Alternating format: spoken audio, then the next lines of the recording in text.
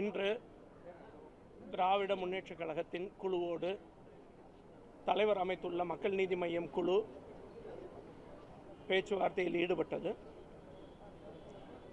வருகிற சட்டமன்ற தேர்தல் 2026 மக்கள் நீதி மய்யம் திமுக தலைமையிலான கூட்டணிக்கு எவ்வாறு பலம் சேர்க்கப் போகிறது என்பதை தரவுகள் அனைத்து டேட்டா எல்லாம் வச்சு கொடுத்துருக்குறோம். ஒரு நீண்ட உரையாடலாக போயிட்டு இருந்தது.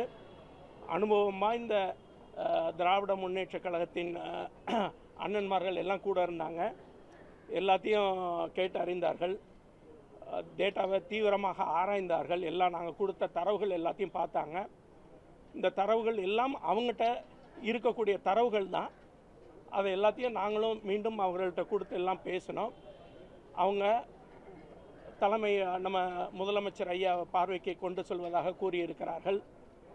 அதே போன்று எங்கள் தலைவர் வழிகாட்டுதல் கொடுத்ததன்படி இன்றைக்கி எல்லாத்தையும் நாங்கள் இன்றைக்கி ஒப்படைச்சிருக்கிறோம். தரவுகள் எல்லாம் வருங்காலங்களில் அடுத்த கட்ட நடவடிக்கை என்னங்கிறது முடிவுகள் எல்லாம் தெரிய இருக்கிறது.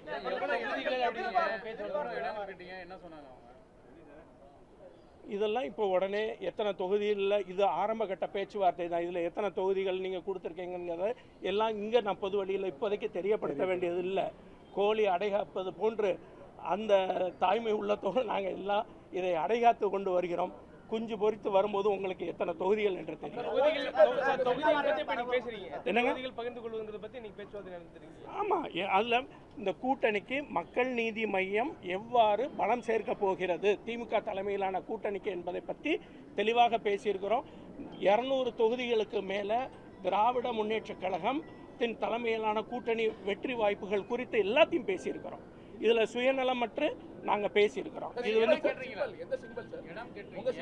அது எல்லாம் நீங்கள் என்ன கேட்டீங்க? அது எல்லாம் வரக்கூடிய பேச்சுவார்த்தை அடுத்த கட்டத்தில் தெரியப்படுத்த இருக்கிறோம். ரொம்ப நன்றி சார். தரவுகள் எல்லாம் கொடுத்து பேசியிருக்கிறோம். மக்கள் நீதி மய்யம் எங்கெல்லாம் பெர்ஃபார்ம் பண்ணி இருக்குது, வெற்றி வாய்ப்புகள் இருக்குது, திமுகவுக்கு நாங்கள் எப்படிலாம் பலம் சேர்க்க போகிறோம், கூட்டணிக்கு எப்படி பலம் சேர்க்க போகிறோம் என்பதை பற்றி தொகுதி வாரியாக நாங்கள் பிரித்து பேசியிருக்கிறோம். ரொம்ப நன்றி.